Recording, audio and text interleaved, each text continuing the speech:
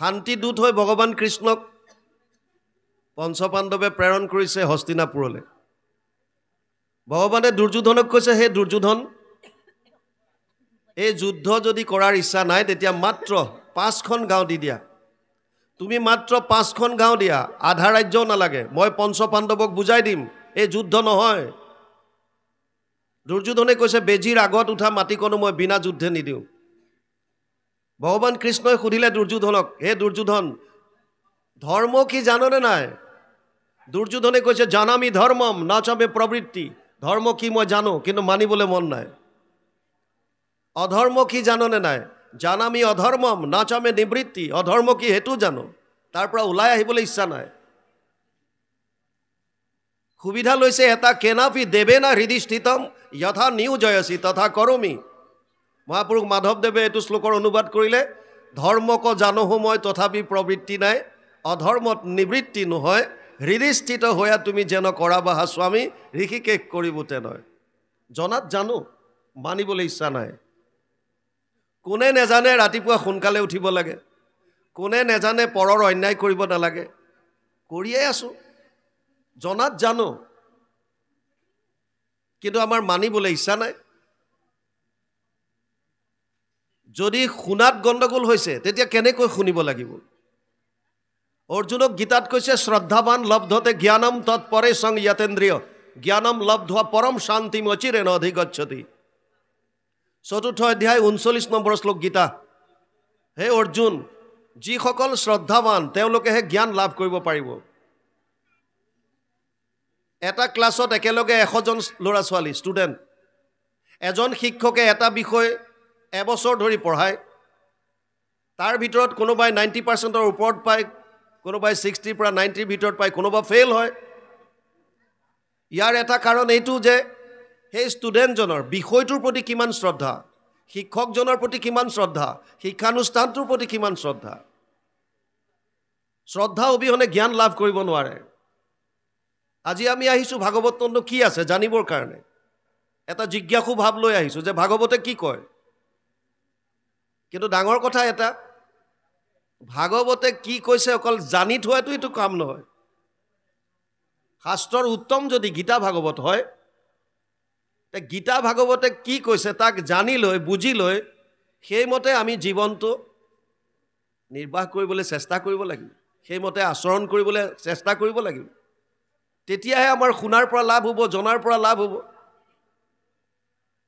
জ্ঞান আহিবৰ কাৰণে শ্ৰদ্ধাৰ প্ৰয়োজন। শ্ৰদ্ধা কেতিয়া আহিব? যেতিয়া আমি মহিমাটো গম পাম, মাহাত্ম্যটো গম পাম। ভাগৱতত এনেকুৱা কি আছে? ব্যাসদেৱে পদ্মপুৰাণ মানে 18খন পুৰাণৰ দ্বিতীয়খন ডাঙৰ পুৰাণ। আটাইতকৈ ডাঙৰ পুৰাণখনৰ নাম হৈছে স্কন্ধ পুৰাণ, য'ত 81,100টা শ্লোক আছে। দ্বিতীয়খন ডাঙৰ পুৰাণ হৈছে পদ্মপুৰাণ, য'ত 55,000 শ্লোক আছে। এই পদ্মপুৰাণৰে শেষৰ খণ্ডটো, যাক উত্তৰ খণ্ড বুলি কয়, উত্তৰ খণ্ডত 6টা অধ্যায়ত ভাগৱতৰ মাহাত্ম্য বৰ্ণনা কৰিছে। তাত ব্যাসদেৱে লিখিছে, যত্ৰ যত্ৰ ভাগৱতী বৰ্ত ভক্তি আদি কাম ব্ৰজেত কথা শব্দম সমকৰ্ণম তত্ৰিকম তৰুণয়েত। পদ্মপুৰাণ উত্তৰ খণ্ড ভাগৱত মাহাত্ম্য 3য় অধ্যায় 9 নম্বৰ শ্লোক। য'ত য'ত ভাগৱতৰ কথা হয়, যত্ৰ যত্ৰ ভাগৱতী বৰ্ত ভক্তি আদি কাম ব্ৰজেত, তালৈ ভক্তি আদিৰ আগমন ঘটে। ভক্তি আদি মানে ভক্তি, জ্ঞান আৰু বৈৰাগ্য। ভক্তিৰ লগতেই দুটা বস্তু থাকে, জ্ঞান আৰু বৈৰাগ্য। জ্ঞান বৈৰাগ্য দুটা বস্তু ভক্তিৰ সন্তান বুলি কৈছে ভাগৱত মাহাত্ম্যত। ভক্তিৰ দুটা পিতেক বুলি কৈছে, জ্ঞান আৰু বৈৰাগ্য। মানে য'ত ভক্তি তাত এই দুটা বস্তু থাকেই। ভাগৱত শুনাৰ লগে লগে ভক্তি, জ্ঞান আৰু বৈৰাগ্য আহি শ্ৰোতাৰ হৃদয়ত স্থিত হয়। যিমান ভাগৱত শ্ৰৱণ কৰিব সিমানেই আপোনালোকৰ হৃদয়ত ভক্তি, জ্ঞান আৰু বৈৰাগ্য বৃদ্ধি হ'ব, তৰুণ হৈ গৈ থাকিব। কিন্তু এটা ডাঙৰ কথা, ইয়াত থকালৈকে বাৰু গেৰেণ্টি আছে। ইয়াৰ পৰা ওলাই যোৱাৰ পাছত কোনে কিমান সময়লৈকে হৃদয়ত ভক্তি বস্তু জাগ্ৰত কৰি ৰাখিব পাৰে, এয়া আপোনালোকৰ সুকীয়া সুকীয়া কথা। ব্যাসদেৱে কৈছে, কথা ভাগৱতস্যাপি নিত্যম ভৱতি যত গৃহে তদ গৃহম তীৰ্থ ৰূপম হি বাসতম পাপনাশনম। পদ্মপুৰাণ উত্তৰখণ্ড ভাগৱত মাহাত্ম্য ৩য় অধ্যায় ২৯ নম্বৰ শ্লোক। যিখন ঘৰত সদায় ভাগৱতৰ চৰ্চা হয়, নিত্যম ভৱতি ইয়াতে গৃহে। গাঁৱত এনেকুৱা অনুষ্ঠান বছৰত এটা হয় বা দুটা তিনিটা হয়। ভাগৱত এখন সাগৰ বুলি কৈছে, শ্ৰীমদ ভাগৱত অৰ্ণৱম। এই সাগৰখন ২ ঘণ্টা বা ৩ ঘণ্টাত ইয়াক মঠিব পৰাটো ইমান সহজ নহয়। আমি কোনোবা এটা চুকত, কোনোবা এটা কাণত অকণমান পানীত থেপথেপাই শেষ কৰিব লাগিব আজি। ইয়াৰ গভীৰতালৈ সোমাবলৈ হ'লে 7 দিন 7 ৰাতি সময় লৈছিল শুকদেৱে পৰীক্ষিতক কওঁতে। 7 দিন 7 ৰাতি। তাকো শ্ৰোতাও কম নহয় আৰু বক্তাও কম নহয়। শ্ৰোতা এনেকুৱা যিজনে গৰ্ভতে ভগৱানৰ দৰ্শন পাইছে, আৰু বক্তাও এনেকুৱা যিজনক মায়াই চুব পৰা নাই, মায়াতীত, পুৰুষ আৰু মহিলাৰ পাৰ্থক্য নাজানে। শুকদেৱ এনেকুৱা। সেইসকলে 7 দিন 7 ৰাতি লৈছে কেৱল এবাৰ কৈ যাওঁতে। সেইকাৰণে যদি এনেকৈ অনুষ্ঠানত শুনাৰ পাছত আমি যদি অভ্যাস কৰোঁ যে ঘৰত ভাগৱত এভাগ এটলিষ্ট ৰাখি পুৱা গধূলি যেতিয়াই সময় পাওঁ অকণমান যদি অধ্যয়ন কৰাৰ অভ্যাস যদি আমি গঢ়ি তুলিব পাৰোঁ, শ্লোকাৰ্ধম শ্লোকপদম শ্ৰীমদ ভাগৱত উদ্ভৱম, অকণমানো যদি হয়, এটা অধ্যায় এটা পৃষ্ঠাৰ অকণমান আপুনি সময় সুবিধা অনুযায়ী অলপ অলপ কৰক। যদি অভ্যাস কৰা হয়, ব্যাসদেৱে গেৰেণ্টি দিছে আপোনাৰ ঘৰখন তীৰ্থক্ষেত্ৰলৈ ৰূপান্তৰিত হ'ব আৰু তাত কোনো ধৰণৰ পাপ থাকিব নোৱাৰে। আজিৰ পৰা ৫,৫০০ বছৰ আগতে ব্যাসদেৱে এটা কথা অনুমান কৰিছিল যে কলি যুগৰ মানুহে প্ৰত্যেকটো বস্তু তুলনা কৰি চাব, কোনফালে গ'লে মোৰ লাভ বেছি, কম্পেয়াৰ কৰিব। আপোনালোকে পলিটিচিয়ানবিলাক দেখিছে, প্ৰায়বিলাকে এটা পাৰ্টিত থাকে, বিপৰীত পক্ষৰ বিৰাট গালি গালাজ পাৰি থাকে, দোষবিলাক আঙুলিয়াই থাকে। তাৰপিছত এটা দিনত দেখিব যে তেওঁলোকে সাংগু পাংগু ১০০জনমান লগত লৈ এই বিপৰীত পক্ষতে জইন কৰিলে, আৰু তেতিয়াৰ পৰা সেইটো একেবাৰে খুব সুন্দৰ হৈ গ'ল আৰু ধোৱা তুলসীৰ পাত। তাৰপিছত সিহঁতৰ গুণ গৰিমাই গাই থাকিব। কিয়? লাভ, বেনিফিট কোনফালে আছে। সেইকাৰণে ব্যাসদেৱে ৫,৫০০ বছৰ আগতে ভাগৱতত এটা কথা কৈ থৈ গ'ল, অশ্বমেধ সহস্ৰাণি বাজপেয় শতানি চ শুকশাস্ত্ৰ কথায় চ কলৌ নৰহন্তি সৰসীম। পদ্মপুৰাণ উত্তৰখণ্ড ভাগৱত মাহাত্ম্য ৩য় অধ্যায় ৩০ নম্বৰ শ্লোক। তাত কৈছে অশ্বমেধ যদি ১,০০০টা কৰে, অশ্বমেধ যদি ১,০০০ কৰে, বাজপেয় যজ্ঞ যাৰ বিষয়তে আলোচনা কৰিম, বৃহস্পতি যজ্ঞ যদি ১০০টা কৰে, ১,০০০ অশ্বমেধ আৰু ১০০টা বাজপেয় এফালে, আৰু আনফালে যদি ভাগৱতৰ শ্ৰৱণ কীৰ্তন হয় আজিৰ দৰে, ব্যাসদেৱে কৈছে ভাগৱত শ্ৰৱণ কীৰ্তন কৰি যিটো ফল পাব তাৰ ১৬ ভাগৰ এভাগ হ'ব ১,০০০ অশ্বমেধ আৰু ১০০টা বাজপেয় যজ্ঞ কৰি পোৱা ফলৰ সমান। সেইফালৰ পৰাও ভাগৱত শ্ৰৱণ কীৰ্তনৰ মাহাত্ম্য বহুত বেছি। ভাগৱত সমস্ত শাস্ত্ৰৰ সাৰ। আমাৰ সনাতন ধৰ্মৰ মূল হৈছে বেদ। বেদ কোনো লিখা নাই, অপৌৰুষেয় বুলি কয়। জগত সংহৰি সুতি আছা নাৰায়ণ, প্ৰথম নিশ্বাসে বাজ বইলা বেদগণ। কীৰ্তনত গুৰুজনাই বেদস্তুতিত লিখিছে। এই বেদৰ বিস্তাৰ কৰিলে ব্যাসদেৱে ৪খন বেদলৈ, ঋক সাম যজুৰ অথৰ্বক্ষ চতুৰ্বেদ ঊৰ্ধতে ভাৰত পুৰাণম চ পঞ্চম বেদ উচ্যতে। ৪খন বেদলে ইয়াক বিস্তাৰ কৰিলে। ১,৪,২০ প্ৰথম স্কন্ধ ৪ৰ্থ অধ্যায় ২০ নম্বৰ শ্লোকত লিখিলে, ঋকবেদ, সামবেদ, যজুৰ্বেদ আৰু অথৰ্ববেদ ৪খন বেদ। যদিও ৪খন বেদ বুলি কোৱা হয়, মহাভাৰত আৰু পুৰাণক পঞ্চম বেদ বুলি ঘোষণা কৰিছে। পঞ্চম বেদ উচ্যতে, প্ৰথম স্কন্ধ ৪ৰ্থ অধ্যায় ২০ নম্বৰ শ্লোকত। এই বেদৰ আকৌ ৪টা ভাগ আছে, ১,০০,০০০ শ্লোকৰ বেদ। এটা অংশক মন্ত্ৰবিলাক আছে, যাক সংহিতা বুলি কয়। এটাত গদ্যৰূপে বিভিন্ন বিধি দিছে, ব্ৰাহ্মণ্য। এটা অংশক কৈছে আৰণ্যক, বেদৰ সাৰমৰ্মখিনি ইয়াৰ শেষত আছে, বেদৰ অন্তত আছে, যাক বেদান্ত বুলি কয়। বেদৰ অন্তত থকাৰ কাৰণে বেদান্ত বুলি কৈছে। বেদান্ত মানে উপনিষদবিলাকক বুজায়। অসংখ্য উপনিষদ আছে, ইয়াৰ ভিতৰত 108খন প্ৰমুখ, তাৰে 11খন জনপ্ৰিয়। ব্যাসদেৱে বেদৰ সাৰসমূহ আনি পেলাই বেদান্তত ৰাখি থ'লে, উপনিষদত। আৰু যিজন ব্যাসদেৱে বেদৰ বিস্তাৰ কৰিছে তেওঁৱে ভাগৱতত লিখিছে, সৰ্ব বেদান্ত সাৰম হি শ্ৰী ভাগৱতম ইষ্যতে য়স্য ৰসামৃত তৃপ্তস্য নানন্যতৰতি ক্বচিত। 12, 13, 15 দ্বাদশ স্কন্ধ ত্ৰয়োদশ অধ্যায় 15 নম্বৰ শ্লোক ভাগৱত। আৰু মহাপুৰুষ মাধৱদেৱে ঘোষাত অনুবাদ কৰিছে 18 নম্বৰ পদজোকাত। সমস্ত বেদান্ত সাৰ মহাভাগৱত শাস্ত্ৰ, ইহাৰ অমৃত ৰস পায় পৰম সন্তোষে পান কৰিলে যিজনে তাৰ অন্যত্ৰ ৰসত ৰতি নাই। তাৰমানে ভাগৱত বেদান্তৰ সাৰ, আৰু বেদান্ত বেদৰ সাৰ। তাৰমানে বেদান্তৰ সাৰেই হৈছে ভাগৱত। আৰু আমি যদি চাওঁ আমাৰ দুখন মহাকাব্য, আপোনালোকে আমি সকলোৱে জানো, এখন ৰামায়ণ, আনখন মহাভাৰত। চবেই জানো দুখন মহাকাব্য আছে। এখন আছে গীতা। গীতাক এখন দৰ্শন শাস্ত্ৰ হিচাপেও লয়, সকলো ধৰ্মৰ লোকে গীতাখন লয়। আমাৰ পূৰ্ব ৰাষ্ট্ৰপতি আব্দুল কালাম দেৱৰ, তেওঁ গীতা নিয়মিতভাৱে পাঠ পঢ়িছিলে জানিবৰ কাৰণে। মহাত্মা গান্ধীয়ে গীতা ৰাখিছিল। গীতা শাস্ত্ৰত বহুত কথা আছে, জীৱনটো কেনেকৈ আমি অতিবাহিত কৰিম, কেনেকৈ উদযাপন কৰিম। এই গীতা যদিও এখন সুকীয়া গ্ৰন্থ বুলি কয়, গীতা আচলতে মহাভাৰতৰ ভিতৰৰ বস্তু। মহাভাৰতৰ ভিতৰত 18টা পৰ্বৰ এটা পৰ্ব হৈছে ভীষ্ম পৰ্ব।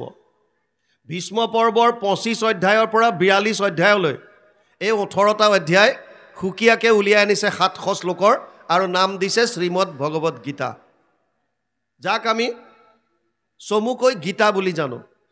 এই গীতা শাস্ত্ৰ মহাভাৰতৰ ভিতৰৰ। এতিয়া ভাগৱতত মহাভাৰতৰ কথা আছে প্ৰথম স্কন্ধৰ পৰাই আৰম্ভ। ৰামায়ণৰ কথা পাব নৱম স্কন্ধ ৰাজবংশাৱলী, আৰু গীতাৰ কথা ইয়াত আছে, মহাভাৰতৰ সাৰ গীতা। গতিকে ভাগৱত এনেকুৱা এখন শাস্ত্ৰ য'ত আমি বেদান্ত, ৰামায়ণ, মহাভাৰত, গীতা সকলো শাস্ত্ৰৰ সাৰসমূহ আনি ইয়াত থোপ কৰি থোৱা আছে। ভাগৱতৰ আন এটা মাহাত্ম্য হৈছে ভাগৱত ভগৱান কৃষ্ণৰ বাংময় মূৰ্তি বুলি কোৱা হয়। বাংময় মূৰ্তি। তেনেয়ম বাংময় মূৰ্তি প্ৰত্যক্ষ বৰ্ততে হৰি সেৱাত শ্ৰৱণাত পথত দৰ্শনাত পাপনাশিনী। পদ্মপুৰাণ উত্তৰখণ্ড ভাগৱত মাহাত্ম্য 3য় অধ্যায় 62 নম্বৰ শ্লোক। তাত কৈছে ভাগৱত ভাগ ভগৱান কৃষ্ণৰ বাংময় মূৰ্তি শব্দ আকাৰে, বাণী আকাৰে ইয়াত বিৰাজমান হৈ আছে। আপোনাৰ মোৰ প্ৰশ্ন আহিব পাৰে, কৃষ্ণ বাৰু শব্দ আকাৰে ইয়াত থাকিলে আমাৰ লাভ কি? আমাৰ ইয়াৰ পৰা লাভ কি হ'ব? চাওক, সাধাৰণভাৱে যেতিয়া আমাক কোনোবাই যদি কিবা কথা কয়, গ্ৰাম্য কথা, আজি আইগৰাকীক বৰ ধুনীয়া লাগিছে বুলি, আপুনি দেখোন দিনে দিনে সুন্দৰ হৈ গৈ আছে, ভাল লাগি আহিল। যদি কোনোবাই বেয়াকৈ কয় তেতিয়া দুখ লাগে বা ক্ৰোধ উঠে। তাৰ মানে সাধাৰণ গ্ৰাম্য কথাবিলাকো আমাৰ কৰ্ণৰ পথেদি ভিতৰলৈ গৈ এটা ৰসায়নৰ সৃষ্টি কৰে, কেমেষ্ট্ৰি। আৰু সেই ৰসায়নটোৰ আমাৰ যদি অনুকূল হয় তেতিয়া আমাৰ ভাল লাগে, আৰু যদি আমাৰ নিবিচৰা ধৰণে প্ৰতিকূল হয় তেতিয়া আমাৰ বেয়া লাগে। সাধাৰণ গ্ৰাম্য কথাই যদি আমাক প্ৰভাৱিত কৰিব পাৰে তেতিয়াহ'লে ভাগৱতৰ প্ৰতিটো শব্দ কৃষ্ণময়। এই কৃষ্ণময় শব্দবিলাক যেতিয়া কৰ্ণৰ ৰন্ধ্ৰই দি আমাৰ হৃদয়ত প্ৰৱেশ কৰিব, প্ৰচেছটো মহাপুৰুষ মাধৱদেৱে ঘোষাত লিখিছে। কি বুলি লিখিছে? কৰ্ণপথে ভকতৰ হিয়াত প্ৰৱেশী হৰি দুৰ্বাসনা হৰে সমস্তই। জলৰ যতেক মল যেহেন শৰৎকালে স্বভাৱতে নিৰ্মল কৰে। নিৰ্মল কৰি পেলাব। আৰু সেইকাৰণে ব্যাসদেৱে লিখিলে এতদস্মাৎ পৰম কিঞ্চিত মনশুদ্ধে না বিদ্যতে। ভাগৱততকৈ শ্ৰেষ্ঠ গ্ৰন্থ মন শুদ্ধিকৰণৰ কাৰণে আন একো নাই। ভাগৱত আৰম্ভ হৈছে নৈমিষাৰণ্যত। আমি ভাগৱতত সোমাওঁ। মূল ভাগৱত সংস্কৃতত আছে, 12টা স্কন্ধ, 335টা অধ্যায়, 18,000 শ্লোক, 5,96,000 শব্দ, 10টা লক্ষণ আছে ইয়াত। অত্ৰ স্বৰ্গ বিসৰ্গছ স্থানম পোষণম উতয় মনন্তৰ এশ অনুকথা নিৰোধ মুক্তি আশ্ৰয়। 2:10 দ্বিতীয় স্কন্ধ 10ম অধ্যায় 1ম শ্লোক ভাগৱত। স্বৰ্গ বিসৰ্গ স্থান পোষণ উতি মনন্তৰ ঈশানু নিৰোধ মুক্তি আশ্ৰয়। 10টা লক্ষণৰ কথা কৈছে ভাগৱতে। লক্ষণসমূহ আৰম্ভ কৰিছে 3য়ৰ পৰা। প্ৰথম আহিছে লক্ষণ স্বৰ্গ। স্বৰ্গ মানে আদি সৃষ্টি। প্ৰলয়ৰ পাছত প্ৰভু ভগৱন্তই এই কোটি কোটি ব্ৰহ্মাণ্ডৰ কেনেকৈ সৃজন কৰিলে ইয়াৰ বিষয়ে সুন্দৰভাৱে বৰ্ণনা জানিবৰ কাৰণে আমি অধ্যয়ন কৰিব লাগিব। 3য় স্কন্ধ নাম দিছে স্বৰ্গ লক্ষণ। দ্বিতীয়ত আহিছে বিসৰ্গ 4ৰ্থ স্কন্ধ, যি আজি আমি অধ্যয়ন কৰিম, পাঠ কৰিম, আলোচনা কৰিম। 4ৰ্থত বিসৰ্গ ব্ৰহ্মাদিৰ দ্বাৰা সৃষ্টিৰ বিকাশ কেনেকৈ হ'ল, বিস্তাৰ কেনেকৈ কৰিছে তাৰ বিষয়ে জানিবৰ কাৰণে 4ৰ্থ স্কন্ধ নাম দিছে বিসৰ্গ, ছেকেণ্ডাৰী সৃষ্টি। 5ম স্কন্ধ লক্ষণ হৈছে স্থান। আপোনালোকে যদি স্থানৰ ভূগোলৰ বিষয়ে জানিব বিচাৰে বা খগোলৰ বিষয়ে, খগোল মানে য'ত গ্ৰহ নক্ষত্ৰৰ বিষয়ে জ্ঞান থাকে, বিভিন্ন গ্ৰহ নক্ষত্ৰৰ বিষয়ে আৰু বিভিন্ন স্থানৰ বিষয়ে যদি জানিব বিচাৰিছে 5ম স্কন্ধ। 6ষ্ঠ স্কন্ধত আছে পোষণ। প্ৰভু ভগৱন্তই জীৱবিলাকক কেনেকৈ পোষণ কৰে তাৰ বিষয়ে জানিবলৈ 6ষ্ঠ স্কন্ধ। অজামিল উপাখ্যান, চিত্ৰকেতু উপাখ্যান, বৃত্তাসুৰ বধ, বিভিন্ন উপাখ্যানৰ দ্বাৰা সুন্দৰভাৱে বৰ্ণনা কৰিছে। 7ম স্কন্ধ লক্ষণ হৈছে উতি। উতি মানে বাসনা। আমাৰ 3 ধৰণৰ বাসনা আহে। এবিধ দৈবিক বাসনা, এবিধ আসুৰিক বাসনা আৰু এবিধ মানৱীয় বাসনা। 15টা অধ্যায় সংস্কৃতত আছে 7ম স্কন্ধত।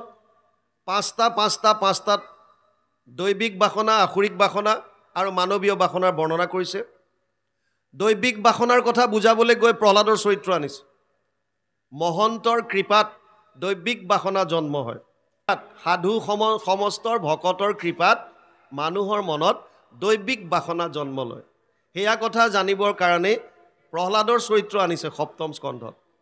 আসুৰিক বাসনা মহন্তৰ কোপত উপজে আৰু তাৰ কাৰণে হিৰণ্যকশিপু আৰু হিৰণ্যক্ষৰ কাহিনী আনিছে। মানৱীয় বাসনাৰ কাৰণে বৰ্ণাশ্ৰম ধৰ্মৰ কথা আনিছে। সংস্কৃত ভাগৱতত অসমীয়ালৈ অনুবাদ কৰা নাই, কিয়? ভক্তি মাৰ্গত বৰ্ণাশ্ৰম ধৰ্মৰ কাম নাই। মহাপুৰুষ মাধৱদেৱে কৈছে, নহো জানা আমি 4 জাতি, 4ও আশ্ৰমী নহো আতি। আমি 4 বৰ্ণতো নপৰোঁ, 4ও আশ্ৰমীতো নপৰোঁ। কোন আমি? দাসৰো দাস, তান দাস ভৈলো আমি। আমাৰ এজনেই স্বামী, আমি তেওঁৰ দাস। বছ ইমানটো জানিলে হ'ল। হে প্ৰভু, তুমি আমাৰ স্বামী, আমি তোমাৰ দাস। আৰু সেইকাৰণে এনেকুৱা সমাজ আমি দেখা পাইছোঁ। ইয়াত কোনেও গম নাপায় কোনজন কোটিপতি বহি আছে, কোনগৰাকী দিন দৰিদ্ৰ বহি আছে, কোনজন বিৰাট জ্ঞানী বহি আছে, কোনজন অজ্ঞানী বহি আছে, কোনেও গম নাপায়। এখন সমাজ, কোনো উচ্চ নিচ জাতি ভেদ নাই, একেলগে। সেইকাৰণে বৰ্ণাশ্ৰম ধৰ্মৰ কথাখিনি অনা নাই। 8ম স্কন্ধ লক্ষণ হৈছে মনন্তৰ। 14জন মনু আৰু মনু পুত্ৰসকলৰ বিষয়ে জানিবৰ কাৰণে 8ম স্কন্ধ অধ্যয়ন কৰিব লাগিব।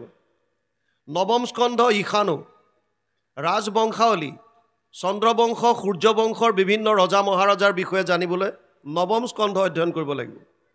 10ম স্কন্ধ নিৰোধ। লক্ষণ হৈছে নিৰোধ। 335টা সংস্কৃতৰ অধ্যায়ৰ 90টা অধ্যায় আছে 10মত। আটাইতকৈ ডাঙৰ স্কন্ধ মানে স্কন্ধ 10ম স্কন্ধ। ইয়াক অনুবাদ কৰোঁতে 3টা ভাগ কৰিছে, আদি চোৱা, মধ্য চোৱা, শেষ চোৱা। গুৰুজনাই আদি চোৱা অনুবাদ কৰিছে আৰু শেষ চোৱাৰ পৰা কুৰুক্ষেত্ৰ যাত্ৰা এই অধ্যায়টো কৰিছে। নিৰোধ মানে প্ৰলয়ৰ সময়ত সমস্ত জীৱৰাশি প্ৰভু ভগৱন্তৰ উদৰত সোমাই যায়, অৱৰুদ্ধ হৈ থাকে। ইয়াত ভগৱান কৃষ্ণৰ অৱতাৰৰ পৰা বিভিন্ন লীলা, ভগৱান কৃষ্ণৰ অৱতাৰৰ পৰা বিভিন্ন লীলাৰ বিষয়ে যদি জানিবলৈ ইচ্ছা কৰে তেতিয়াহ'লে 10ম স্কন্ধ চন্দ্ৰবংশত ৰামচন্দ্ৰ সূৰ্যবংশ হয় দিয়ক সূৰ্যবংশ ৰামচন্দ্ৰ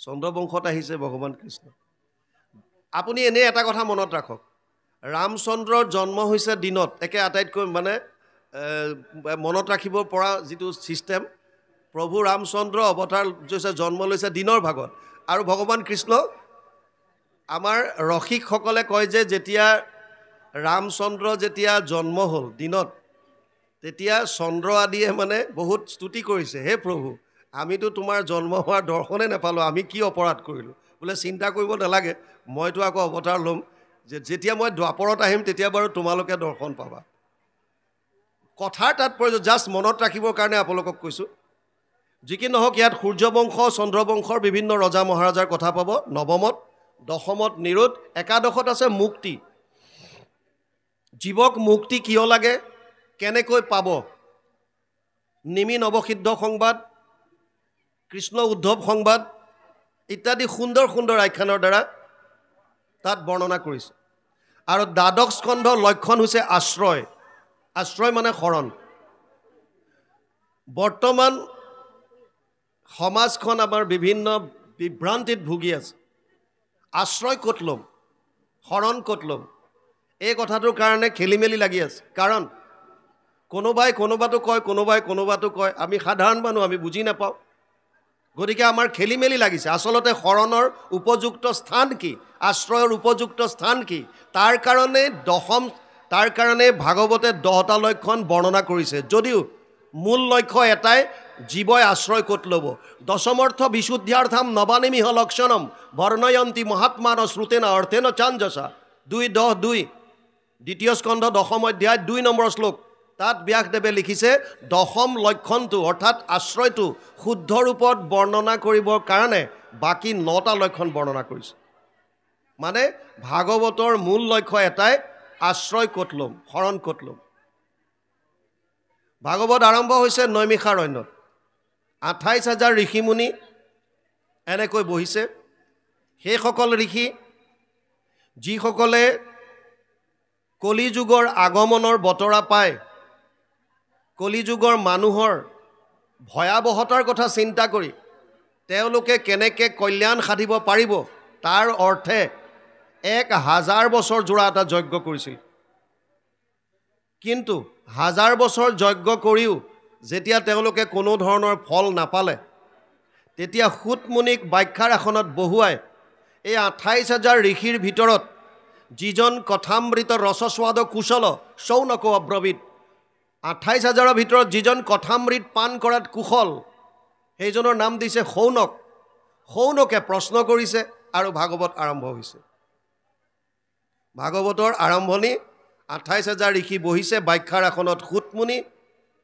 28,000ৰ ভিতৰত এজনৰ নাম হৈছে শৌনক তেওঁ প্ৰতিনিধিত্ব কৰিছে 28,000ক শৌনক সেইজন যিজনে কথামৃত পান কৰাত কুশল সেইজনক শৌনক দিছে শৌনকে কথাখিনি প্ৰকাশ কৰিছে প্ৰশ্ন কৰিছে আৰু তাৰ উত্তৰ হিচাপে ভাগৱত গ্ৰন্থ শৌনকে কৈছে শৌনক বদতি শুনা সুত মহামানী পৰম পাতকী কলি পাইলে হেন জানি আৰম্ভিলো যজ্ঞ আশী সহস্ৰ বছৰ হোমধূমে ধূম্ৰবৰ্ণ ভৈলা কলেবৰ যিটো কৰ্ম কৰোৱাত নাহিকে বিশ্বাস আপোনাৰ আয়ুষ কৰিলো ব্যৰ্থে নাশ শৌনকে প্ৰথমে স্বীকাৰ কৰিছে হে সুতমুনি পৰম পাতকী কলিযুগ আহিছে বুলি গম পায়েই কলিযুগৰ মানুহৰ কল্যাণৰ অৰ্থে 1000 বছৰ জোৰা আমি যজ্ঞ কৰিলোঁ আৰু যজ্ঞ কৰোঁতে যজ্ঞৰ ধোঁৱা লাগি লাগি আমাৰ শৰীৰ ধোঁৱা বৰণীয়া হৈ গ'ল ধূম্ৰ বৰণীয়া হৈ গ'ল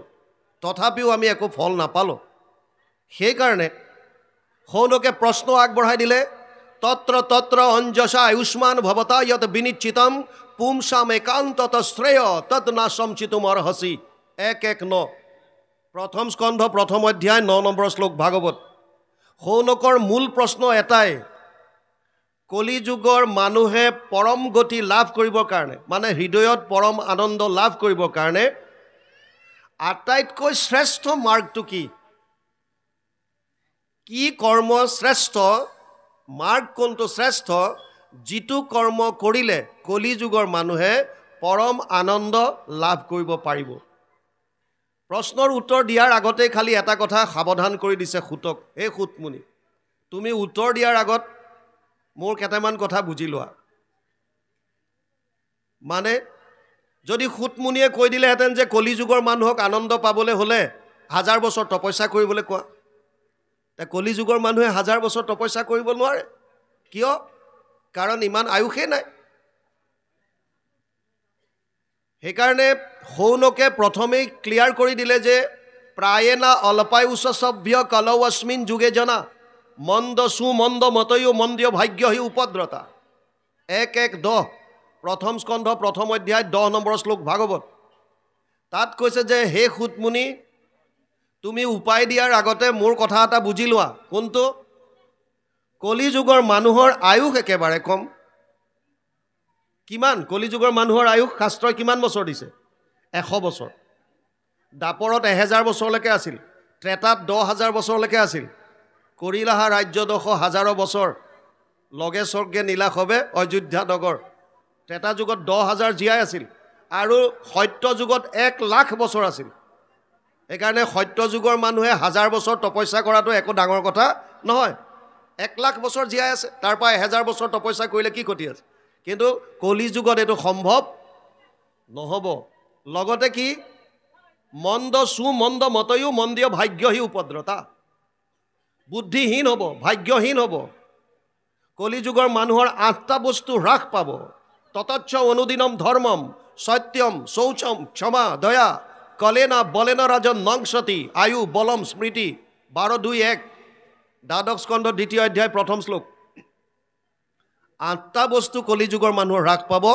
ধৰ্ম, সত্য, শৌচ, শৌচ মানে পবিত্ৰতা, ক্ষমা, দয়া, আয়ুস, বল, স্মৃতি। এই 8টা বস্তু কলিযুগত হ্ৰাস পাব। সেইকাৰণে সুতমুনিক প্ৰথমে সৌনকে কৈছে যে হে সুতমুনি, উত্তৰ যিটো দিবা এই বস্তুবিলাক আগতে চাই ল'বা। এনেই এটা কৈ লাভ নাই এইটো কৰা বুলি। আৰু এই 28,000 ঋষি আকৌ লাপি লোপা নহয়। 28 সহস্ৰ ঋষি বেদত প্ৰধান, চব বেদজ্ঞ। সেইকাৰণে তেওঁ এইটো এটা ইংগিত দি দিছে প্ৰথমে যে তুমি এনেকুৱা নাভাবিবা যে আমিও এনে আৰু তুমি কৈ আছা আমি শুনি থাকিম, তেনেকুৱা নহয়। আমি চব শাস্ত্ৰ অধ্যয়ন কৰি আহিছোঁ। 28 সহস্ৰ ঋষি বেদত প্ৰধান, চব বেদজ্ঞ। সেইকাৰণে সৌনকে কৈছে সুতমুনি, তোমাক সন্মান কৰিছোঁ, ব্যাখ্যাৰ আসনত বহুৱাইছোঁ, তুমি শাস্ত্ৰজ্ঞ, সকলো পুৰাণ তুমি জানা, কিন্তু এনেকৈ নাভাবিবা যে আমি একো নাজানো। আমি শাস্ত্ৰ অধ্যয়ন কৰিছোঁ, খেলি মেলিটো ক'ত লাগিছে? শাস্ত্ৰ বিভিন্ন আছে আৰু মত বিভিন্ন আছে। ভুৰিনি ভুৰি কৰ্মাণি শ্ৰোতব্যানি বিভাগছ অত সাধু অত্ৰ ইয়ত সাৰম সমুদ্ৰিত্য মনীষয়া মাম ব্ৰুহি শ্ৰদ্ধানাম যেন আত্মা সম্প্ৰসিদ্ধতি। 1:11 সৌনকে কৈছে হে সুতমুনি, শাস্ত্ৰ বহুত আছে আৰু মাৰ্গ বহুত আছে। ক'ৰবাত যদি কৈছে যাগ যজ্ঞ পূজা পাতল কৰা, ক'ৰবাত কৈছে দান দক্ষিণা কৰা, ক'ৰবাত কৈছে জপ তপ তীৰ্থ কৰা, ক'ৰবাত কৈছে ধ্যান ধাৰণা কৰা। কৰিম কোনটো? আমাৰ কাৰণে, কলিযুগৰ মানুহৰ কাৰণে শ্ৰেষ্ঠ মাৰ্গটো কি? আৰু তেতিয়া সুতমুনিয়ে ভাগৱত কোৱা আৰম্ভ কৰিছে। প্ৰথমেই ক্লিয়াৰ কৰি দিলে কলিযুগৰ মানুহৰ পৰম ধৰ্ম কি। সবেই পুংসাম পৰো ধৰ্ম যত ভক্তিৰ অধোক্ষজে অহেতুকি অপ্ৰতিহত যেন আত্মা সম্প্ৰসিদ্ধতি। 1:2:6 সুতমুনিয়ে ক'লে হে সৌনক আদি ঋষি সমস্ত, কলিযুগৰ মানুহৰ পৰম ধৰ্ম এটাই, এইটো হৈছে কৃষ্ণত ভক্তি। অধোক্ষজ সহস্ৰ নামৰ ভিতৰত এটা, সহস্ৰ নামৰ ভিতৰত কৃষ্ণৰ এটা নাম হৈছে অধোক্ষজ। অধোক্ষজ যাৰ ভক্তি কৃষ্ণত আছে, কিন্তু চৰ্ত দুটা দিছে। কি চৰ্ত? এটা কৈছে অহেতুকি, হেতু থাকিব নোৱাৰিব, নিষ্কামভাৱে কৃষ্ণক ভক্তি কৰিবলৈ দিছে।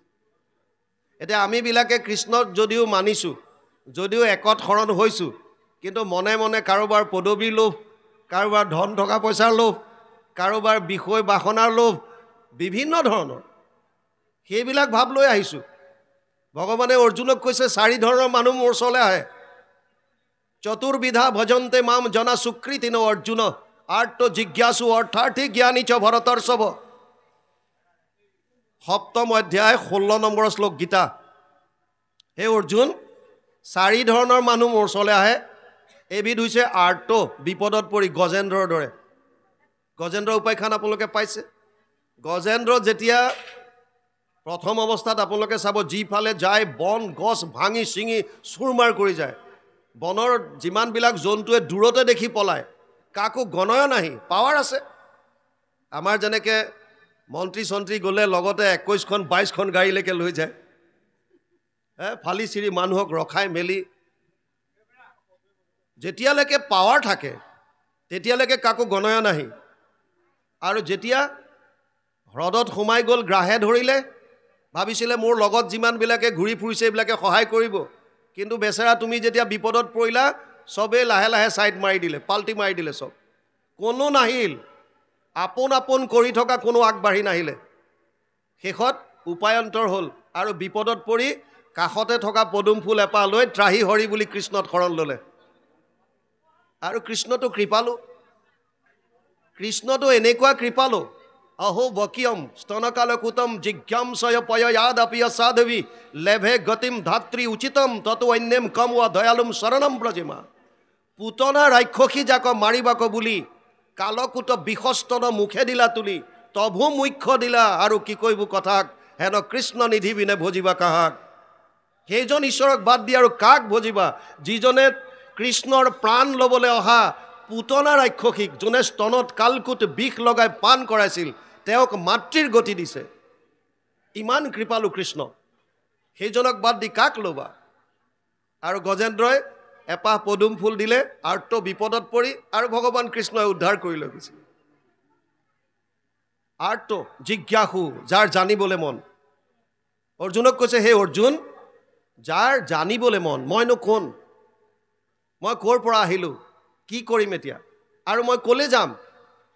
যাৰ জানিবলৈ মন তেওঁলোকো মোৰ ওচৰলৈ আহে। কিয়? কাৰণ ময়ে সৰ্বজ্ঞ, বাকীবিলাক হয়তো অজ্ঞ হ'ব, নহ'লে অল্পজ্ঞ হ'ব। ভগৱানৰ বাহিৰে সৰ্বজ্ঞ কোনো নাই, ভগৱান কৃষ্ণৰ বাহিৰে সৰ্বজ্ঞ কোনো নাই। সেইকাৰণে তেওঁৰ ওচৰত জানিবৰ কাৰণে ইচ্ছা লৈ পেলাই বহুত আহে, জিজ্ঞাসু ভাৱ লৈ। এবিধ আছে অৰ্থাৰ্থী, কেৱল অৰ্থ, কেৱল টকা পইচা সম্পত্তি ধন ধান। 125 টকাৰ শৰাই আগবঢ়াই দিব আৰু প্ৰাৰ্থনা কৰিব, হে প্ৰভু 50 লাখ টকাৰ কণ্টেক্টটো যাতে মোকে দিয়া। শৰাইখন দিছে, ইচ্ছাটো কি? কণ্টেক্টটো যেন তেন মোক কৰাই দিয়া, পইচা, কেৱল অৰ্থ বিচাৰি যিকোনো।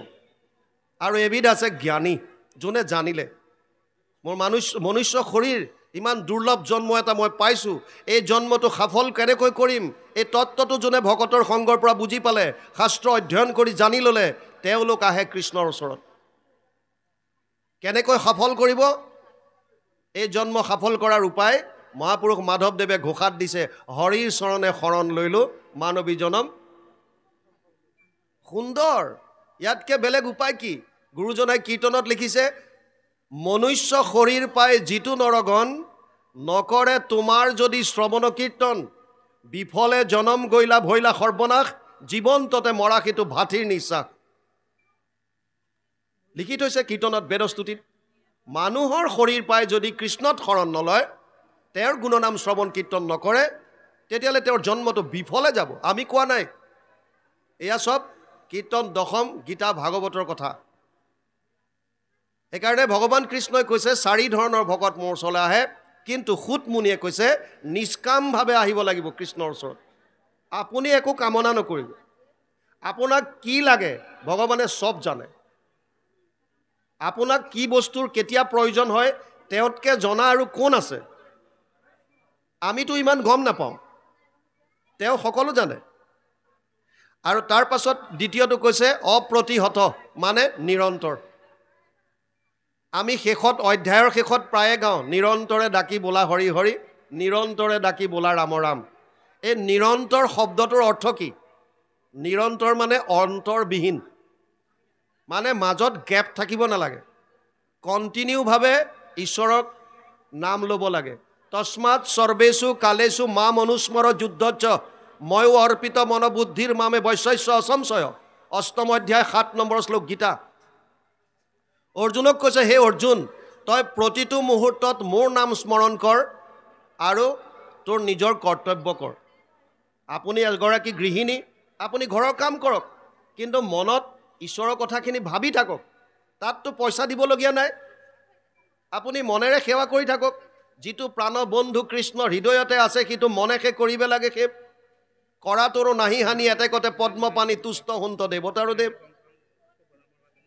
গতিকে খুদ মুনিয়ে কৈছে দুটা শৰ্ত দিছে কৃষ্ণত একান্ত ভক্তি কিন্তু শৰ্ত হ'ল অহেতুকী আৰু অপ্ৰতিহত ভাগৱত আগবাঢ়িছে 4ৰ্থ স্কন্ধ পালোহি দক্ষৰ বৃহস্পতি যজ্ঞৰ আয়োজন আপোনালোকে জানে যে দক্ষক যেতিয়া প্ৰজাপতিৰ শ্ৰেষ্ঠজন পাতি দিয়া আছিলে তেওঁ নিজকে পাৱাৰটো পোৱাৰ পাছত অহংকাৰী হৈ গ'ল যদি যোগ্যজনক বিষয়বাব নিদি অযোগ্যজনক যদি পাৱাৰ দিয়ে তেতিয়াহ'লে কি হ'ব সমাজত তেওঁ অহংকাৰী হ'ব সেই শক্তিটো যিটো তেওঁ পাৱাৰ পাইছে পদবী পাইছে তাৰ সদ উপযোগ কৰিব নোৱাৰিব সাধাৰণ মানুহখিনিকে নিজক অলপ বেলেগ বুলি ভাবিব যে গোটেইখিনি মানুহে মোক মোৰ জয় গুণ কৰি থাকক কিয় মই এওঁলোকতকৈ বেলেগ মোৰ জ্ঞান বেছি মোৰ শক্তি বেছি মই সব জানো এই কথাটো বুজাবৰ কাৰণে তেওঁলোকে তেনেকুৱা আচৰণ কৰিব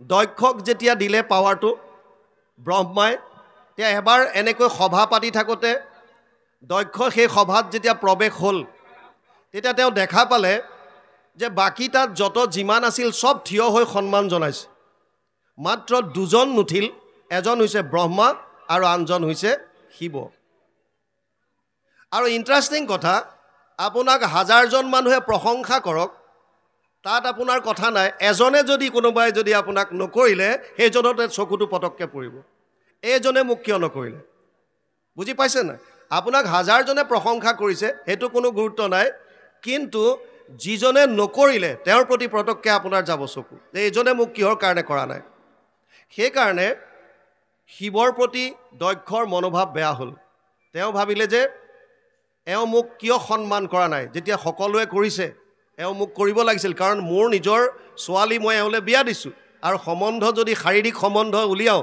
তেতিয়াহ'লে কি হ'ব মই শহুৰ গতিকে এওঁ মোক এইটো সেৱা নকৰাটো ভুল কৰিছে তাৰ পাছৰ কাহিনীখিনি আপোনালোকে জানে যে তাত আল্টিমেটলি সাপ দিয়া দি হ'লগৈ নন্দীয়ে দিলে ভৃগুৱে দিলে শেষত গৈ তেনেকৈ থাকিল শিৱক গুচি আহিলে নিজৰ কৈলাশত এই কেছটো হজম কৰিব পৰা নাই কোনে দক্ষই সেইকাৰণে সকলোকে দেখুৱাই এবাৰ তেওঁ পাছে একো কালে ব্ৰহ্মা দক্ষক অনাই প্ৰজাপতি গণসমে সমাজ পতাই সমস্তৰে অধিকাৰী কৰি পাতিলন্ত নবাব প্ৰজাপতি মাজে মুখ্য কৰিলন্ত পিছত আকৌ যি আছিলে প্ৰজাপতি 9জন তাৰ মাজত তেওঁক শ্ৰেষ্ঠ কৰি পেলাই ঘোষণা ব্ৰহ্মাই কৰিলে শিবেলা ভৈলেকতান মুখ্য অহংকাৰ সংসাৰত নাহি কেহো মুখ সমৱাৰ যেতিয়াই পাৱাৰ আহি গ'ল তেতিয়াই ভাবিছে যে এতিয়া আৰু মোতকৈ শক্তিশালী কোনো নাই মোতকৈ জ্ঞানী কোনো নাই যিহেতু ব্ৰহ্মাই এই প্ৰজাপতিসকলৰ মাজত মোক মুখ্য কৰি পাতি দিছে কিন্তু মনত এটা বস্তু আছে পুহি ৰাখিছে সেইকাৰণে আমাৰ শাস্ত্ৰত ভক্তি মাৰ্গত এটা কথা কয় ক্ষমা বস্তুটো ক্ষমাবন্ত হোৱা যদি পাৰে আপোনাক কোনোবাই কেতিয়াবা কিবা এটা ক'লে পাৰে যদি আপুনি ক্ষমা খুজিবলগীয়া যদি আছে অনতি পলমে গৈ সেইজনৰ ওচৰত গৈ ক্ষমা খোজক যে মোৰ দ্বাৰা ভুল হ'ল মোক ক্ষমা কৰি দিয়া কেছটো তিমানতে শেষ হ'ব আৰু যদি কাৰোবাক ক্ষমা কৰি দিবলগীয়া আছে তেতিয়াহ'লে ক্ষমা কৰি দিব লাগে মনত ধৰি থাকিব নালাগে কোনোবাই কেতিয়াবা কিবা এটা কৈছিল হেতুকে পুহি ৰাখিব নালাগে এই উদাহৰণবিলাকৰ পৰা আমি আমাৰ আচৰণত কেনেকৈ আনিম সেইবিলাকৰ কাৰণে এয়া দিছে অকল কাহিনী আকাৰে আপুনি কিমান জানে কিমান নাজানে এইটো জানি থৈ লাভ নহ'ব দক্ষই পাৱাৰ পোৱাৰ পাছত কাকো গণয় নাহি লগতে শিৱই যে এদিন যে তেওঁক মনত ভাবিছে মোক অপমান কৰিছিল মোক সন্মান নজনায় ইয়াৰ প্ৰতিশোধ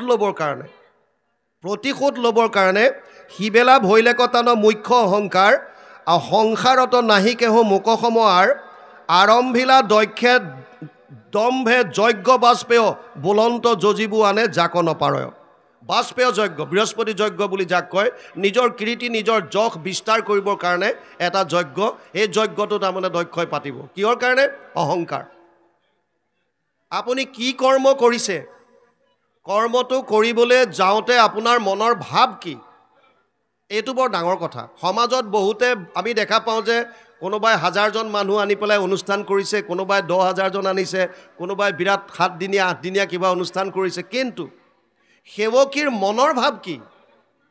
তেওঁ কাৰোবাক দেখুৱাবৰ কাৰণে কৰিছে নে সঁচাকৈ ভকতৰ সেৱা ল'বৰ কাৰণে কৰিছে? ভাৱটো কি? কাৰণ ভগৱান ভাৱগ্ৰাহী জনাৰ্দন, তেওঁ আপোনাৰ ভাৱটো বুজি পায়, আপুনি কি ভাৱ লৈ কৰিছে। এতিয়া দক্ষই যদিও ইমান এটা যজ্ঞৰ কৰিছে, তেওঁৰ মনৰ ভাৱ কিন্তু অহংকাৰ। প্ৰথম গণ্ডগোলটো আৰম্ভণিতে আছে। আপুনি কৰ্মটো ভাল কৰ্ম, কাৰণ চাওক, এগৰাকী বুঢ়ী মানুহে নিজৰ নাতিটোলে ৰুটি বনাইছে, তেতিয়া তাত মোহ জড়িত হৈ আছে। মোৰ নাতিটোৰ কাৰণে মই ৰুটি বেলিছোঁ। সেইগৰাকী মানুহে যদি গাঁৱৰ কেইজনমান কাষৰ ঘৰৰ মানুহ আহি যদি কয়, আইতা আমাৰ ঘৰৰ ছোৱালীজনী চাবলৈ পৰহিলে মানুহ আহিব, আপুনি আমাক 100খন ৰুটি বনাই দিয়ক, আপুনি বৰ সুন্দৰভাৱে ৰুটি বনায়, আপোনাক 5 টকাকৈ এখনত দিম। সেই আইগৰাকীয়ে তেতিয়াও ৰুটি বনাইছে, ভাৱটো তেতিয়া বেলেগ, 5 টকাকৈ পাম, 100খনত 500। আৰু সেই আইগৰাকীকে গাঁৱৰ যুৱক কেইজনমানে গৈ তাৰ কেইদিনমান পাছত কৈছে, আইতা আমি ভাগৱতৰ অনুষ্ঠান এটা কৰিছোঁ, গতিকে ভকতসকলক আমি আপ্যায়ন কৰিবলৈ আমাক ৰুটিৰ প্ৰয়োজন হ'ব, আপুনি যিহেতু সুন্দৰ ৰুটি বনায়, আপুনি ভকতৰ সেৱাৰ অৰ্থে আমাক অলপ ৰুটি বনাই দিয়ক। সেইদিনাও আইগৰাকীয়ে ৰুটি বনাইছে, কিন্তু ফল তিনিওটাৰে বেলেগ বেলেগ। কৰ্ম দেখাত একেই, ৰুটিয়ে বনাই আছে, নাতিটোলৈও বনাইছে, কাষৰ মানুহ ঘৰলৈও বনাইছে আৰু নামঘৰলৈও বনাইছে, ভাৱটো তিনিওটাৰে বেলেগ বেলেগ। আৰু ভগৱানে ভক্তি মাৰ্গত বিশেষকৈ ভাৱগ্ৰাহী জনাৰ্দন, কৰ্মটোতকৈ আপোনাৰ ভাৱত কি জড়িত হৈ আছে এই বস্তুটো গম পায়। আপুনি কি ভাৱ লৈ কৰিছে, আপোনাৰ অহংকাৰ, দম্ভ দেখুৱাবলৈ। এতিয়া ইয়াত কৈছে, আৰম্ভিলা দক্ষে দম্ভে যজ্ঞ বাজপেয়। দম্ভ আৰু অহংকাৰৰ পাৰ্থক্যটো বুজি লওক। অহংকাৰ, যিটো আপোনাৰ থকা বস্তুটো আপুনি বাহিৰত ফুটাই থাকিব বিচাৰে, এইটো অহংকাৰ। যিটো আপোনাৰ আছে আপুনি সেইটো য'তে ত'তে দেখুৱাব বিচাৰে, এইটো অহংকাৰ বুলি কয়। দম্ভ, যিটো আপোনাৰ সিমান পৰ্যায়ৰ নাই, যিটো পৰ্যায়ত আপুনি দেখুৱায়, এইটো দম্ভালি মৰা বুলি আমি যে কওঁ। যিমানটো আপোনাৰ নাই আপুনি তাতকৈ মানে যিমানটো আছে তাতকৈ বেছিকৈ দেখুৱায়, এইটো দম্ভ। এতিয়া ইয়াত দম্ভত দেখুৱাইছে, বুলন্ত যজিবু আনে যাক নপাৰয়, মই এনেকুৱা এটা যজ্ঞ কৰি দিম যাতে বেলেগে এনেকুৱা যজ্ঞ কৰিব নোৱাৰে। অহংকাৰ আহি গ'ল, প্ৰথমে দম্ভ আহি গ'ল, প্ৰথমে আহি গ'ল মনত ভাৱ।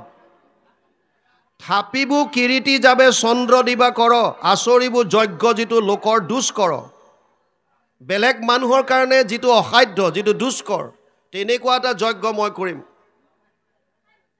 মোৰ ধন আছে, টকা পইচা আছে, মোৰ শক্তি আছে, মোৰ পাৱাৰ আছে, পলিটিকেল পাৱাৰ আছে, গতিকে মই এনেকুৱা এটা কৰি দেখুৱাম যাতে গাঁৱত দূৰ দূৰলৈকে যাতে কোনো কৰিব নোৱাৰে। কৰিছে আপুনি অনুষ্ঠানে, কিন্তু ভাৱটো কি, এইটো অতি ডাঙৰ কথা। তাৰ পাছত কৈছে, আন যজ্ঞ কৰ্তাক কৰিবু তিৰস্কাৰ, এহি বুলি বাজপেয় কৰিলা অপাৰ। আন যজ্ঞকৰ্তাবিলাকক তিৰস্কাৰ কৰিব। কিয়? তহঁতে এইবিলাক কি পাতিছ, কি পাতিছ, কিমান মানুহ আহিছে তহঁতৰ তাত? আমি যেতিয়া কৰিছিলোঁ 1000জন মানুহ আহিছে, দিন ৰাত একাকাৰ কৰি দিছোঁ, চৌদিশে লাইট জ্বলাই দিছোঁ, অমুক কৰিছোঁ তমুক কৰিছোঁ, এয়া ভাৱ লৈ। গতিকে কৰ্মৰ কথাটো বুজি লওক, কৰ্মৰ ফলটো বিশেষতে গীতাত কৈছে, নাহি কচ্ছিত ক্ষণমপি জাতু তিষ্ঠত্য অকৰ্মকৃত কাৰ্যতেহি অৱশ্য কৰ্ম সৰ্ব প্ৰকৃতি জেৰ গুণেই। কোনো মানুহ এক মুহূৰ্ত কৰ্ম নকৰাকৈ থাকিব নোৱাৰে, প্ৰত্যেকে কৰ্ম কৰি আছে, কিন্তু আপুনি প্ৰত্যেকটো কৰ্মৰ বিপৰীতে 3 ধৰণৰ ফল ভগৱানে আমাক দিয়ে। অনিষ্টম ইষ্টম মিশ্ৰম চ ত্ৰিবিধা কৰ্মনা ফলম, ভাল বেয়া আৰু মিশ্ৰিত। গতিকে প্ৰতিটো কৰ্ম কৰাৰ সময়ত আপোনাৰ মনৰ ভাৱ কি, তাৰ ওপৰত আপুনি ফলটো পাব। দেখাত কৰ্মটো একে লাগিলেও, মই যেনেকৈ পাৰ্থক্য দেখুৱালোঁ, দেখাত একে যেন লাগিলেও ফলটো আপোনাৰ নিৰ্ভৰ কৰিছে আপোনাৰ মনৰ ভাৱ কি। ইয়ালৈকে গৈছে, ইয়াৰ পিছত কি আহে চাওঁ।